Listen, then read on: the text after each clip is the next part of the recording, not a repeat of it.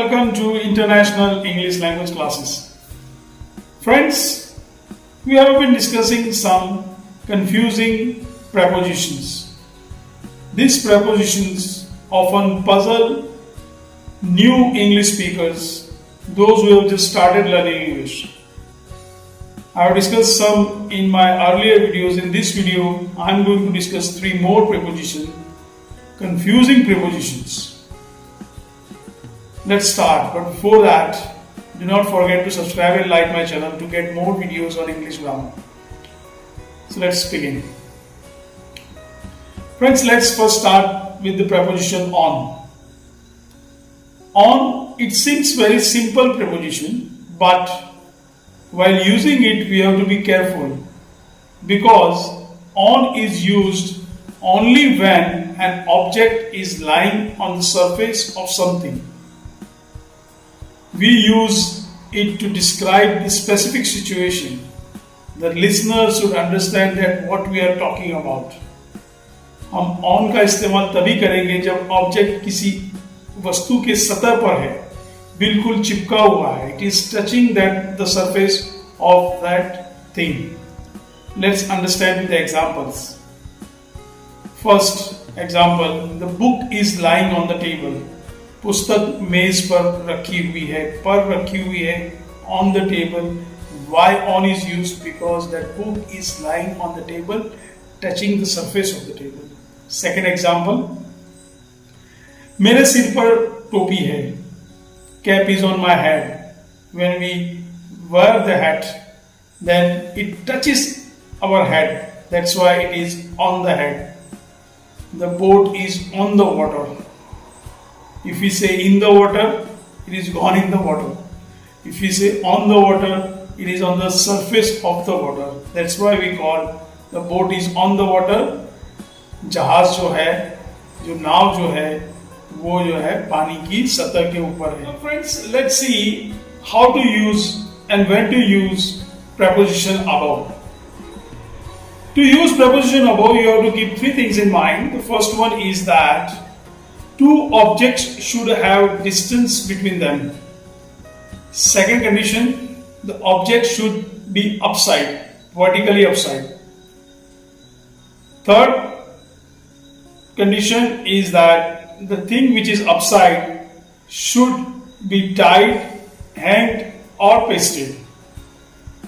हिंदी में अगर समझेंगे उसको 3 कंडीशंस हैं कि जो 2 चीजें हैं उनके बीच में फासला होना चाहिए.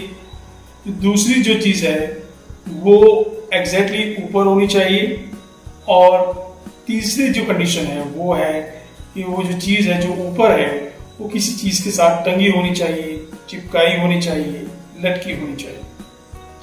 हम इसको उदाहरण से समझेंगे. मेरे सिर के ऊपर पंखा है. सिंपल. सिर के ऊपर पंखा हम तभी बोल सकते हैं जब पंखा किसी चीज के साथ टंगा हुआ है और वो आपके सिर के एग्जैक्टली ऊपर है. The fan is above my head. दूसरा एक एग्जांपल कॉमन सा ले लीजिए. The clock is above chair. जो घड़ी है वो चेयर के ऊपर है. मीन्स घड़ी चेयर को छू नहीं रही है, कुछ फासला है उनके बीच में, मगर जो घड़ी है वो कहीं पे लटकाई हुई है, टंगी हुई है और कुर्सी भी नीचे पड़ी हुई है. इसलिए हम बोलते हैं the clock is above the chair. दूसरा एग्जांपल ले लीजिए. Picture is above the lamp. यहाँ पे भी पिक्चर चिपकाया हुआ है, टंगा हुआ है और जो लैंप है वो उसके नीचे है. दोनों एक दूसरे को छूते नहीं है, मगर जो दूसरा जो पिक्चर है वो हवा में नहीं है, वो चिपकाया हुआ है. That's why it is called above the lamp. Now इसी तरह हम ओवर को कैसे इस्तेमाल करते हैं, कब इस्तेमाल करते हैं, वो सीखेंगे. We will learn now how to use, when to use over. Friends, over को समझने के लिए भी 2 कंडीशन है. एक तो वो जो 2 ऑब्जेक्ट है उसके बीच में फासला होना चाहिए. दूसरा जो कंडीशन है, second condition is that the object which is upside should not be tied, hanged or pasted. जब वो फ्री है, मूविंग ऑब्जेक्ट जो फ्री है, तब उसको डिस्क्राइब करने के लिए हम ओवर बोलते हैं। अब आप उदाहरण से समझ लीजिए कि बहुत सी बार हम बोलते हैं कि the helicopter was moving over my house.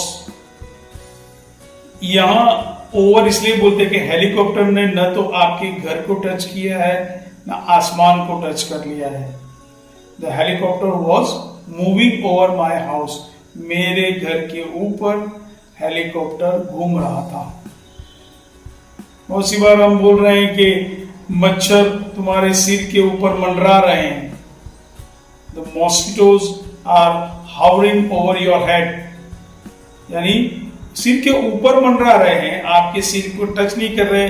मच्छर को किसी ने बांधा नहीं है, वो फ्री है, तभी हम ओवर इस्तेमाल करेंगे। फ्रेंड्स, बहुत ही सिंपल तरीके से आपको समझाया है। आशा है I hope you have understood what I am trying to say. There is very thin difference between on, above and over. Let's recall what we have studied. On का इस्तेमाल तभी करेंगे जब दो वस्तुएं आपस में छूती है। ओवर का इस्तेमाल तब करेंगे जब दो वस्तुओं के बीच में फासला है, मगर दूसरी जो वस्तु है जो ऊपर है वो घूम रही है और किसी चीज से साथ टंगी नहीं हुई है, मगर दो वस्तुओं के साथ बीच में फासला है। और अबव तभी बोलेंगे दो वस्तुओं के बीच में फासला तो है, मगर जो ऊपर जो वस्तु है वो किसी चीज के साथ टंगी हुई है, जुड़ी हुई है।